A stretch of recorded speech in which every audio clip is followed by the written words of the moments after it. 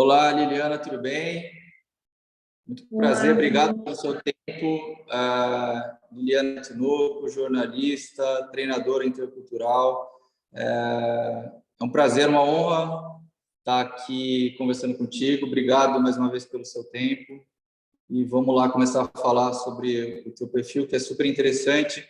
O Made in Brasil, na verdade, tem essa intenção de trazer cases e exemplos, né, de tudo que é relacionado à globalização. Então, acho que é interessante saber um pouco mais da sua história, o que você pode apresentar aí para as pessoas, para os nossos amigos e para todo mundo que estiver assistindo essa entrevista.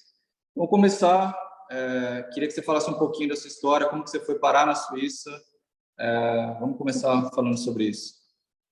Eu que agradeço, viu?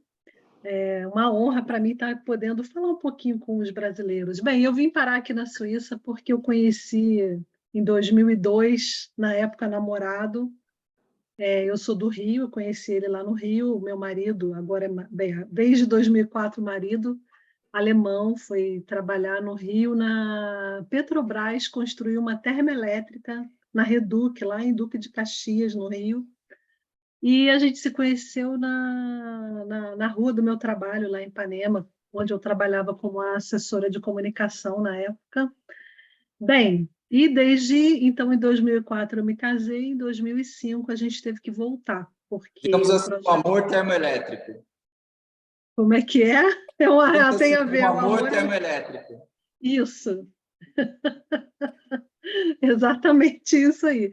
E aí o projeto tinha acabado e ele arrumou uma colocação na Suíça, porque senão a gente ia ter que ficar viajando pelo mundo, e esses projetos eles podem ser num país super legal como o Brasil, mas pode ir para uma área de guerra, enfim. Então ele achou melhor que a gente ficasse, estabelecesse aqui, onde era a sede da empresa. Sim, que legal. E hoje você está morando em qual cidade na Suíça? Eu moro na cidade de Baden, que fica a 32 quilômetros de Zurique, é na parte onde se fala o alemão, né? Porque a Suíça tem 4 idiomas oficiais, isso sem falar dos dialetos, né? Que Isso. aí complica a vida de todo mundo. Mas, enfim, eu moro na parte alemã da Suíça. Muito frio, né? Muito, Agora, muito. e me diz, Hoje está muito frio, está menos 2 graus aí de dia, com neve, está derretendo a neve, mas tá bem frio. acho que, na verdade, o grande interesse da maioria das pessoas é qual a maior dificuldade quando você chegou na Suíça, assim, você sofreu algum tipo de preconceito, discriminação por ser latina ou qualquer coisa do tipo? Você sentiu alguma resistência? Claro que isso muda de país para país, de região para região, dentro de um país, mas qual a maior dificuldade que você sentiu no início? Olha, então, eu vou te responder de duas maneiras. Eu, quando fiz o meu mestrado aqui em comunicação intercultural em 2016, 2015, 2016, eu escrevi a minha dissertação, era sobre as barreiras culturais enfrentadas por brasileiros na Suíça alemã. E Sim, aí é o idioma alemão, tá? Que é muito complicado, que é muito difícil, e a gente realmente é a maior barreira cultural. Isso também, para mim, claro que eu falo alemão, porque não dá para viver aqui com criança e tudo mais, participar de, enfim, de reunião escolar, tem que falar o idioma. sim. Mas continua sendo um problema porque eles falam dialetos diferentes, em cada vilarejo vão falar de um jeito, em cada estado vai mudando, e isso faz com que a minha vida realmente fique mais difícil. Não só a minha, claro, de todo mundo, de todo, enfim, de todo imigrante que mora aqui, que vem uma realidade linguística muito diferente da matriz germânica, né? Bem, agora, para mim, eu vou te falar que foi muita coisa difícil. O clima frio, as pessoas são muito reservadas, eles não abrem muito para a gente entrar como amigo. A questão, obviamente, do idioma, a questão de... Agora, em geral, a gente sofre sim preconceito. Não é uma coisa aberta no sentido de que você está andando na rua falando português e alguém grita, vai para casa, estrangeiro. Não é assim. Sim, sim. Mas são as Algo mais discriminações, velado, né? são as discriminações sutis que a gente enfrenta aqui em várias situações e que, no final das contas, vai te enfraquecendo, né? Eu acho, inclusive... Agora, você sabe que é muito interessante, eu até estava conversando com... Enfim, eu estou escrevendo um livro sobre isso agora, Legal. e você, como latino-americano, porque a gente se vê como branco no Brasil, né? E quando a gente chega aqui, a gente é o não branco, que é o que o professor Silvio Almeida, que escreveu aquele livro, né? Racismo Estrutural, ele fala muito disso. O brasileiro chega lá no hemisfério norte, que é aqui na Europa, Estados Unidos, Sim, Canadá, sim. e a gente descobre que a gente é não branco, nós somos latinos, e com isso vem um peso de muitas coisas. Então, eu realmente, eu considero, e até você, e a questão é, para você entender esse processo demora muito tempo, porque Sim. sempre fica uma sensação de desconforto, mas a gente não sabe de onde vem. Muitas vezes é só uma diferença cultural, mas tem vezes que também é uma discriminação, porque nós somos tidos como menos em Sim, várias sim. situações. É algo complexo, né? Bem complexo. Muitos brasileiros sofrem isso. O Brasil já acolhe muito melhor o estrangeiro. Depende também, né? Depende do... Entende, né? Se for estrangeiro do hemisfério norte, sim. Mas às vezes os nossos vizinhos bolivianos ou até mesmo haitianos que sofreram, posso dizer até perseguição aqui dentro do país, cubanos, enfim. É uma situação complexa, mas é generalizada, né? É. E ainda mais agora com diversos movimentos nacionalistas também, então a gente vive um momento meio controverso. Então, Então, você até falou, muitos brasileiros sofrem isso. Eu fico imaginando um brasileiro que não sofra. Pode ser até que a pessoa diga que não sofre porque não entendeu, eu acredito, sabe? Sim, E eu fico pensando exatamente isso que você falou sobre essa questão do crescimento da extrema-direita, sim. que está em rápida ascensão no mundo. Eu estava lendo sobre isso essa semana e até eu tenho uma coluna na Rádio CBN semanal onde eu falo sobre essa questão de morar fora, que se chama CBN Longe de Casa. E eu já trouxe isso na época que acho que é Giorgia Meloni, né, que ganhou na Itália, acho que é Giorgia o nome dela, ou Vitória. Como é que é? Eu não me lembro o primeiro nome. Eu acho que é Geórgia. É, ela ganhou, né? Uma mulher que vem de uma ideologia do fascismo, né? Ganhou agora. Nossa, o ano de 2022 foi uma loucura, porque o Viktor Orbán foi reeleito, o Macron quase perdeu para aquela mulher que é de extrema-direita na França, que agora também esqueci o nome. O Chega, em Portugal, avançou muito lá no parlamento. Enfim, são inúmeros exemplos. Chamada Geórgia Meloni. Giorgia Meloni, né? Inúmeros exemplos de que a situação não está boa para a gente. Olha, Bruno, eu vou te dizer uma coisa, inclusive isso muito me assusta, porque os brasileiros realmente estão muito despreparados para lidar com esse tipo de coisa. Por exemplo, eu não estou querendo me colocar aqui na posição de especial, não, mas é porque eu estudo o tema e escrevo sobre. Claro, claro. Deve se colocar.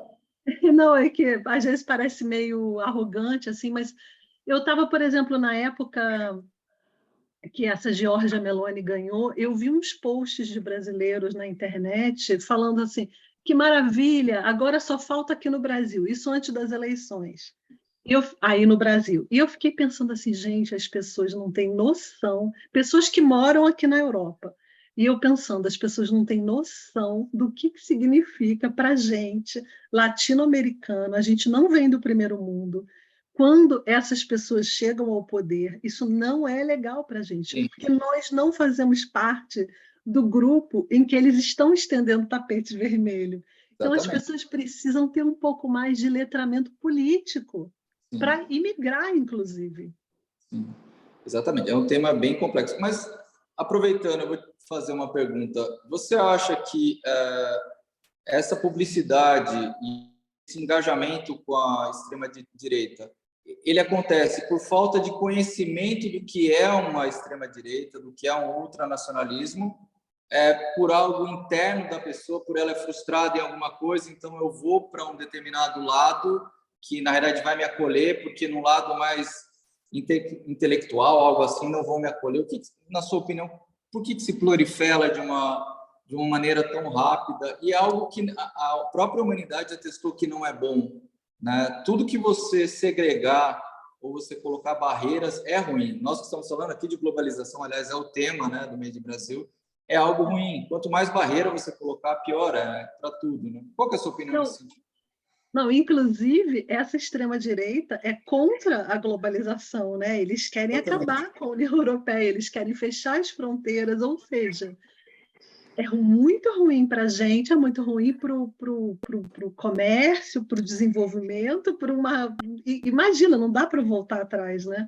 Sim. Eu acho que é uma mistura dos dois, né? Eu acho que é ignorância, muita ignorância, eu acho que é muita fake news, a gente vive numa era de pós-verdade, eu acho que é muito medo no caso dos europeus, né? Eles têm muita insegurança quanto à perda de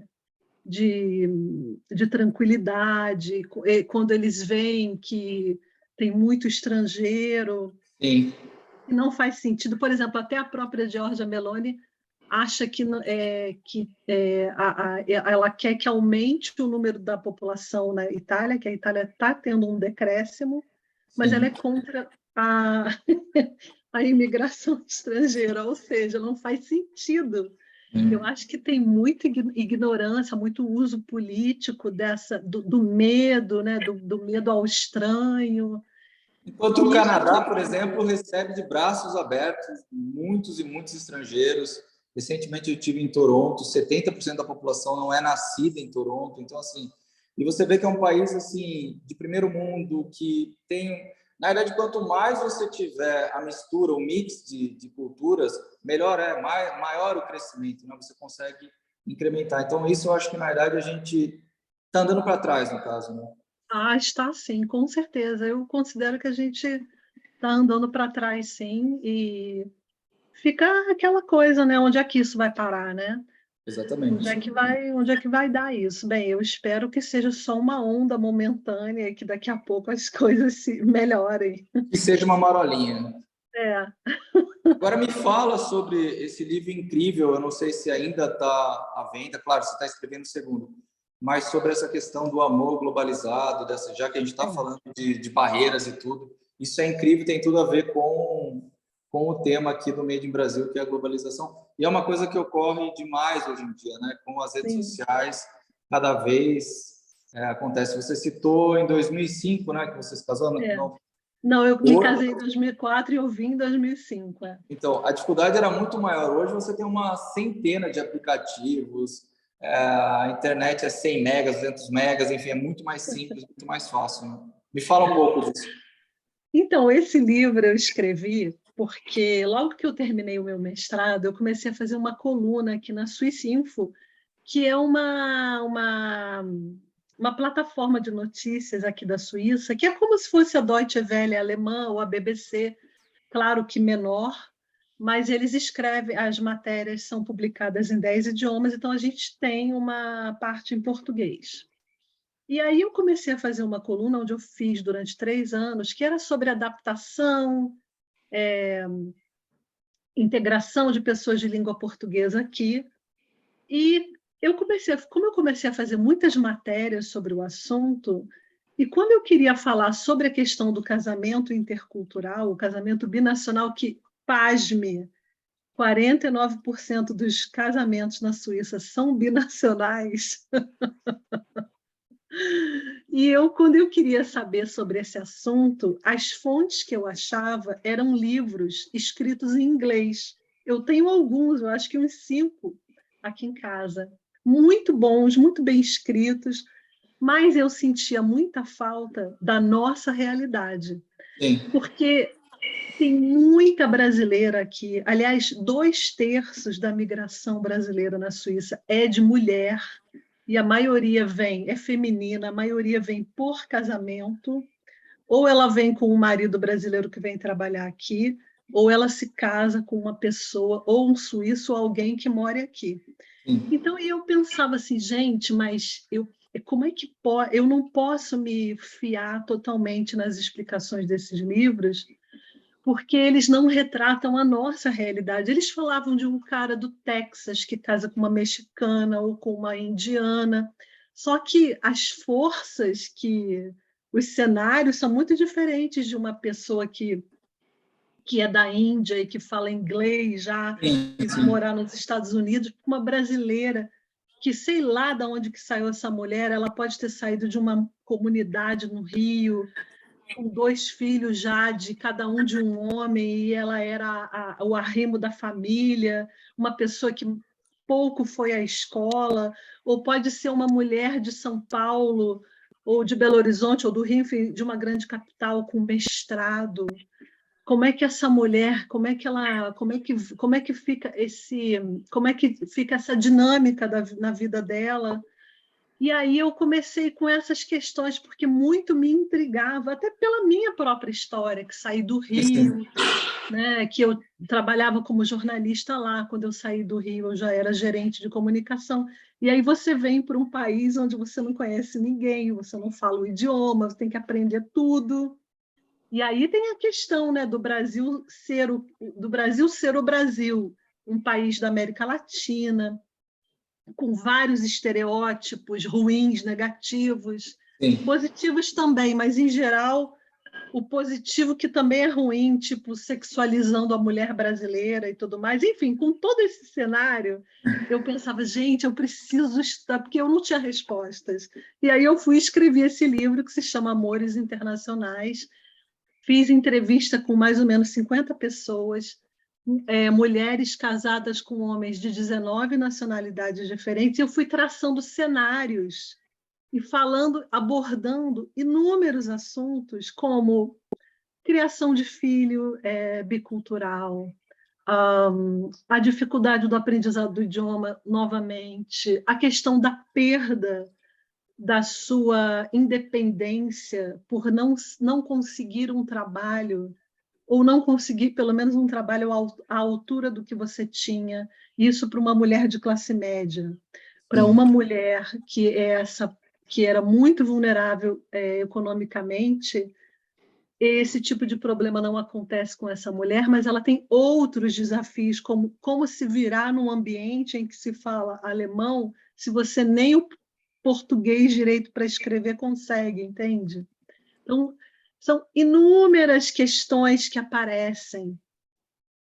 E você conseguiu traçar um perfil da mulher brasileira que na verdade se casa? Claro, existem diversos, mas na sua grande maioria que se casa. Porque a minha impressão é, geralmente, uma mulher de classe mais baixa, que você, eu acho, não deve representar a maioria, porque não que eles assim, se interessem por algo, não uma submissão, mas que eles possam ter o controle da situação. Essa é a impressão que eu tenho, que a europeia, a Suíça, no caso, elas não conseguem, na verdade, cumprir esse papel que alguns casos, alguns homens, eles necessitam de ter como se fosse um empoderamento, algo superior. Olha, você vai ficar submissa a mim, entendeu?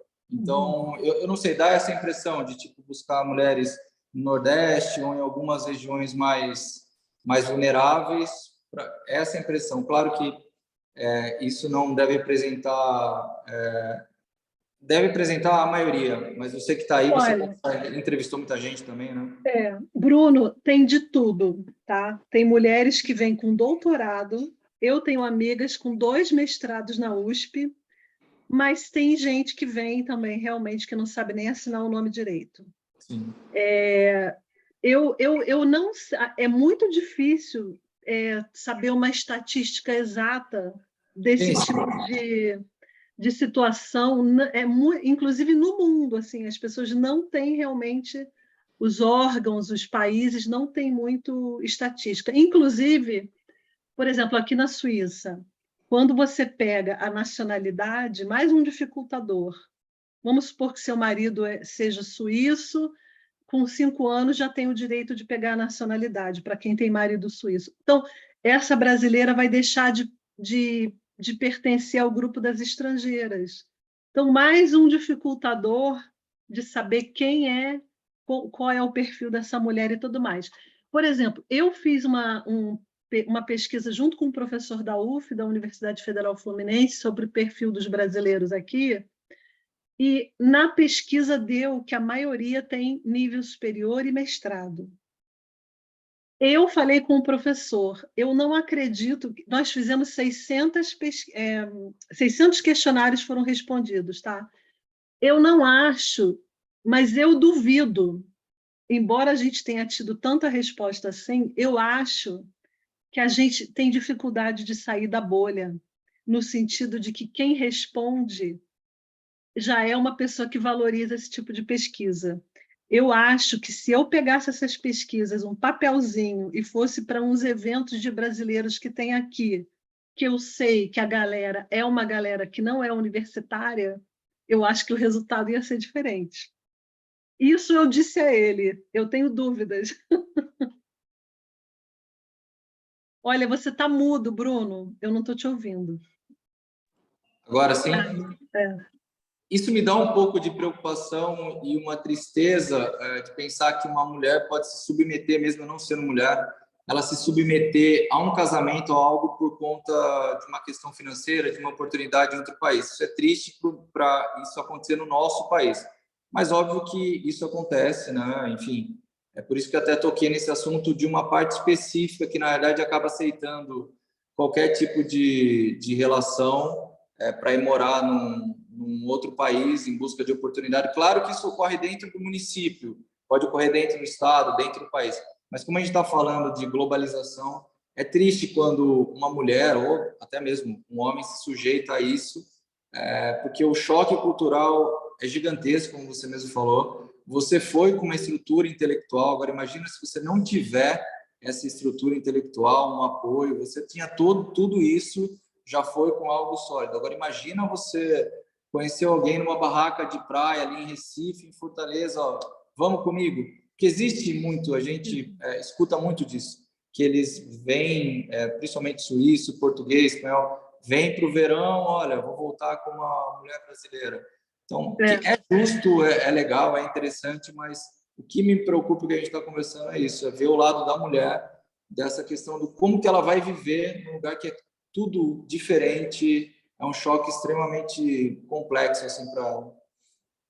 Olha, numa das matérias que eu fiz para a Swiss Info, eu entrevistei um pastor que tem aqui em Zurique, brasileiro, o pastor Vicente. Ele tem uma organização não governamental que se chama Projeto Resgate. Ele me chamou um dia, ele me telefonou e ele me falou: Liliana, tem uma vítima aqui. Bruno, você caiu? Não. Bruno?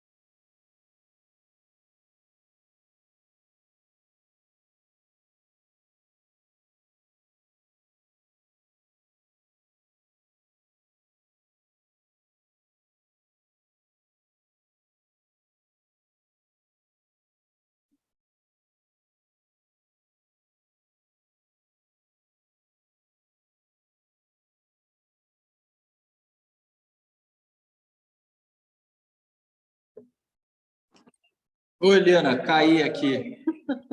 É, não imagina. Vamos lá, vamos retomar. Vou começar então do pastor Vicente. Tá.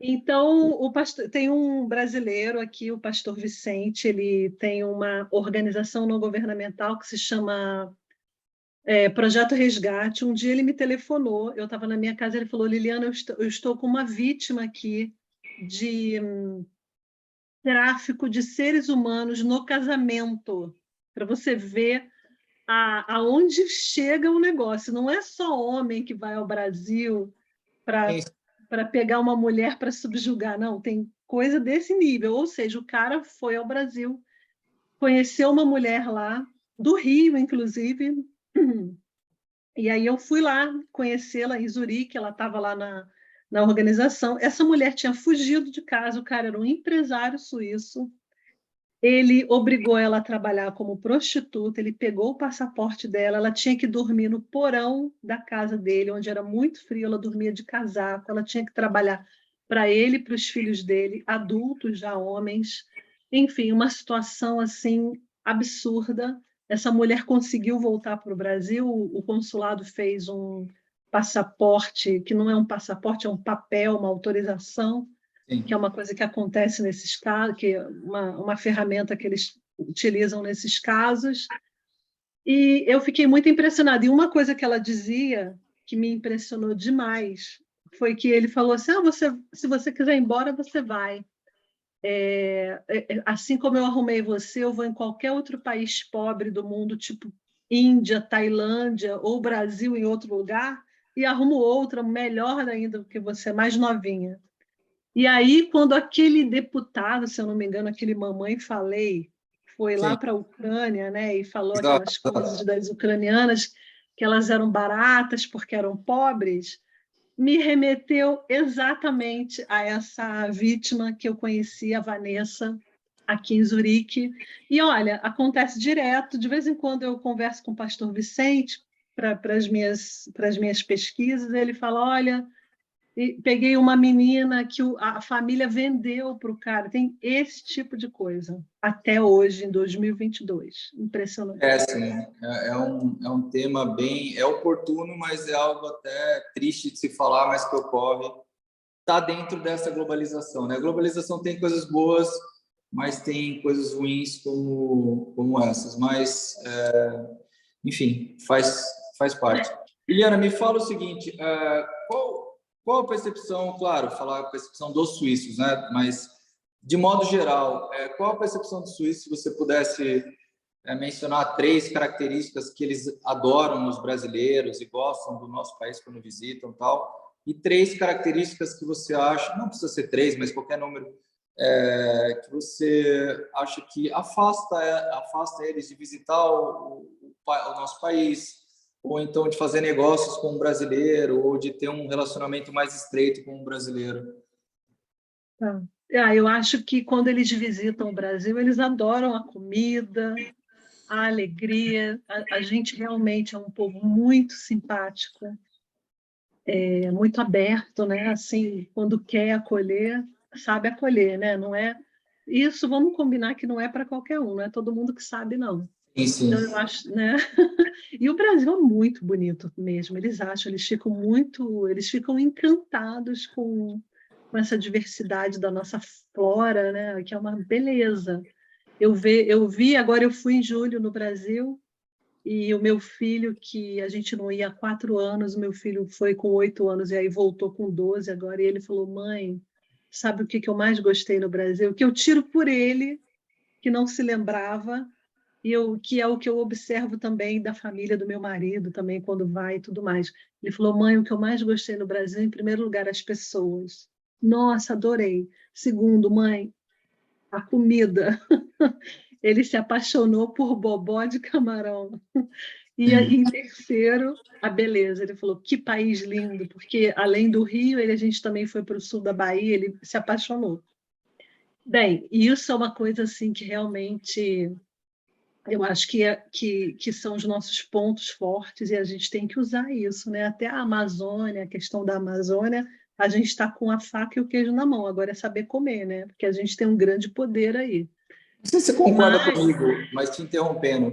Fazendo uma analogia com seres humanos, o Brasil, na minha visão, parece aquela pessoa bonita, bem-humorada, alegre, que todo mundo acha belíssima, alegre e tal, mas que falta um pouco de conteúdo. E por se achar muito bonita e bem-humorada, não, então eu não vou criar tanto conteúdo, eu não vou me esforçar nesse sentido, porque eu já sou belo, todo mundo me nota. Então, acho que se for fazer uma analogia nesse sentido, eu acho que a gente precisava estudar mais, evoluir mais em algumas questões, não só viver de aparência e falar assim, nossa, todo mundo adora o Brasil, que vocês são quentes, divertidos, na verdade o país é belíssimo, mas para aí. Parou aí, isso, parou a gente aí. precisava evoluir, ok, somos belos, tem países que não são tão belos quanto nós somos, mas eles evoluíram em outras questões, né? Então a gente precisava, não é porque a gente é belo e bem-humorado e legalzão que nós não vamos evoluir em outras questões, né? Adorei essa analogia, eu nunca tinha pensado assim.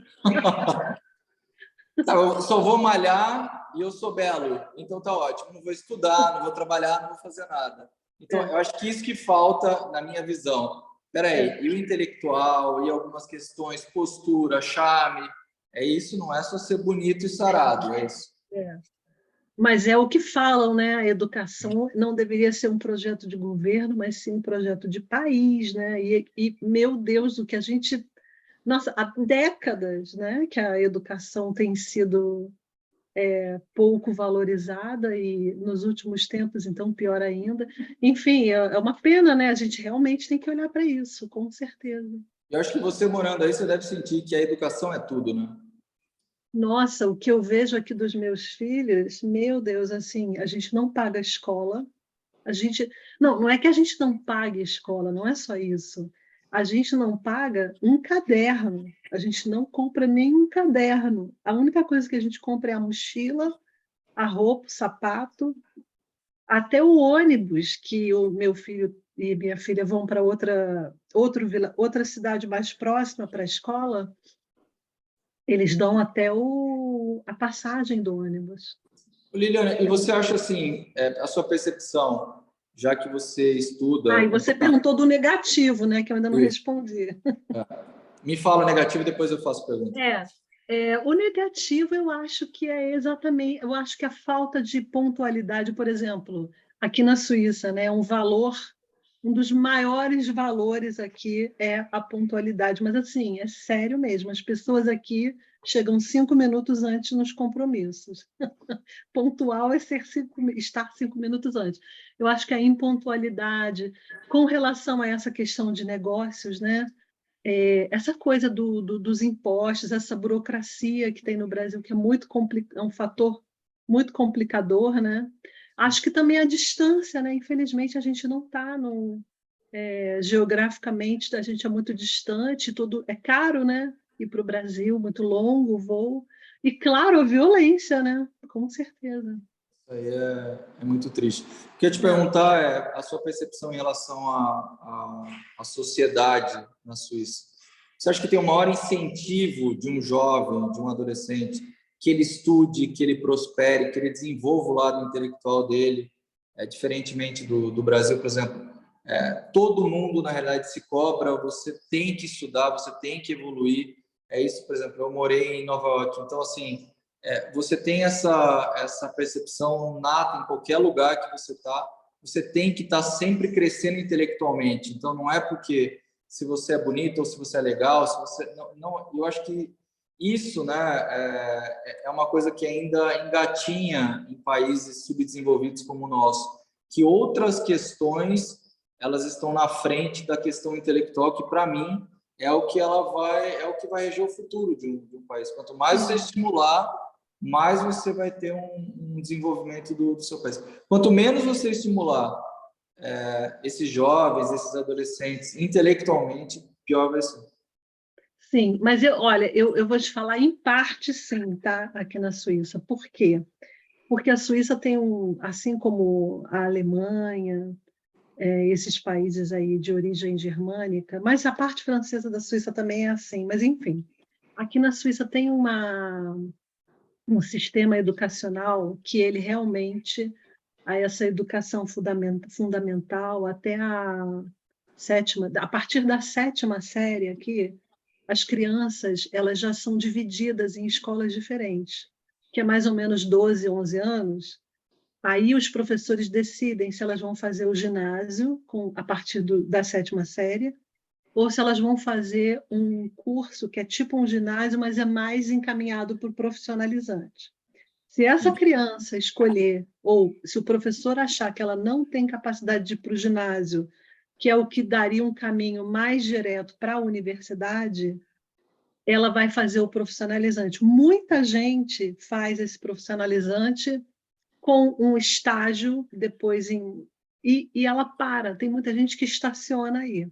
Então, a educação é de altíssima qualidade. Esses profissionais, essas pessoas que vão para o profissionalizante, elas têm uma educação de altíssima qualidade, são especializadas naquilo, mas eu, Liliana, pela realidade que a gente tem no Brasil, o meu marido discorda de mim, mas eu acho que eu não acho que eu acho que eles incentivam muito a educação até uma certa fase e Tá. depois eu acho que muita gente estaciona. Por quê? Porque como os salários são bons, Sim, sim, muita gente fica satisfeita com aquilo ali, tá? exatamente. É, mas, como eu te falei, todo mundo tem acesso. Aliás, é obrigatório, criança tem que ir para a escola. Se não for, eles tiram até a criança da família e botam num centro de criança. Mas, Sim, então, o ensino é ótimo, o profissionalizante é muito bom, mas uma parcela muito pequena da população vai para a universidade, se eu não me engano, somente 15%, não estou certa, e essa galera também vai ter um ensino ótimo, vai ter sim. acesso a tudo, eles têm acesso. Meus filhos aprendem francês e inglês na escola, e aí, quando for para esse. Minha filha agora está na 9ª série. No ano que vem, ela iria para um tipo de escola. Se ela conseguir nota, ela vai fazer mais 3 anos, que é como se fosse o nosso antigo segundo grau, Sim. mas já com o caminho já em direção à universidade, se ela conseguir essa escola que é a mais top. Senão, Sim. ela vai fazer uma que é meio termo entre profissionalizante e um outro segundo grau e tudo mais. Mas então, mas tudo muito, muito bem feito, mas não é todo mundo que tem essa vontade de avançar. Eu Sim, sinto sim. isso. Pela comodidade, né? Pela Pela estabilidade do país. comodidade, pela estabilidade, pelo jeito que eles acham que é muito bom assim e está dando certo. E a qualidade, realmente tem qualidade nesse menos que eles fazem, mas é muito bem feito. E aí fica todo mundo muito especializado. Não tem Então, aquela, acho que pela dificuldade não se cria aquela questão do empreendedorismo, essa coisa do brasileiro de sempre correr atrás, eu quero ser milionário e tal. Eu percebo num país como esse, mais estável, olha, eu vou fazer o básico, eu isso, tenho o necessário e está tudo em ordem. fazer o básico bem feito, né? Mas eu acho, eu fico com essa dúvida, será que não é meio empobrecedor isso também? Eu fico com medo de que no futuro se crie aí uma legião de pessoas meio não críticas. A Suíça é um país que enfatiza muito a questão da matemática, né? Realmente é um país com muita engenharia, muita finança, né? E eu fico pensando, eu não sei, será que futuramente eles vão votar aí um maluco porque tem o iletramento político? É, pode ser. Acho que tem esse lance da comunidade que não é bom, é sempre assim. No Brasil você não pode ter comunidade nenhuma, você sempre está correndo atrás do rabo, como se diz aqui, É, porque é, estabilidade zero. Aqui a gente nada contra a correnteza sempre. Então, por um lado, estimula a criatividade. Só que, por outro lado, também cansa. Você nadar contra a correnteza cansa. Então, podia não ser nem tão cômodo, nem tão revolto assim o mar, né? O negócio podia é, ser umas marolinhas e tá tudo ótimo. é. Melhor. Pois E tem algum e tem alguma dica, Liliana, para quem quer embarcar nessa aventura de morar? Claro, quando a gente fala exterior, tem diversas regiões, continentes, enfim. Mas quem tiver disposto a embarcar numa epopeia europeia, no caso, para a Suíça em específico, qual a dica que você daria para essas pessoas? Ai, então, Difícil, né? difícil, mas eu acho que é bom a gente aprender muito sobre o Brasil antes de vir, até para não vir assim, achando que é um sonho dourado morar aqui, sabe? Que a gente vai ser recebido de tapete vermelho, que é uma coisa que decepciona muitos brasileiros que moram aqui. Às vezes, eu já conversei com um entrevistado meu que tinha mestrado na Unicamp, chegou na Alemanha e falou: eu tenho mestrado na Unicamp. E a pessoa fala: o que que é Unicamp? O que esse E nome ele diz? dizia que Esse era o nome maior diz? orgulho da vida. Então, eu acho que a gente tem que. É muito importante. Eu não sabia, viu? Eu não sabia nada disso que eu estou falando. De Uhum. saber quem é o Brasil nesse contexto geopolítico, a nossa importância. Infelizmente, a gente ainda é muito conhecido como exportador de commodity, e aí, no caso, entra também mulher, sabe? Essa coisa que você estava falando do amor globalizado, entra também essa coisa da mulher mais baratinha, né? Então, eu acho que a gente tem que entender de onde a gente está vindo, saber que a gente está indo para a casa do colonizador, que por isso eles olham para a gente de outra maneira, saber que a vida no exterior não é fácil e que essa coisa também de romantizar, dizer que lá na Europa a rua é limpa, o ônibus funciona, mas funciona porque trabalha-se muito para que isso funcione. Então, as pessoas vêm com essa mentalidade, mas fica com raiva quando tem que limpar um banheiro na sua casa, quando tem que separar o lixo. Então, eu acho que tem que estudar, sabe, o que a gente é no Brasil, como que a gente é visto e o que nos espera, porque por trás dessa limpeza e desse desenvolvimento tem muito trabalho. Exatamente. E é possível um amor globalizado, né, Lilian? Com certeza. Então, eu dei sorte, viu?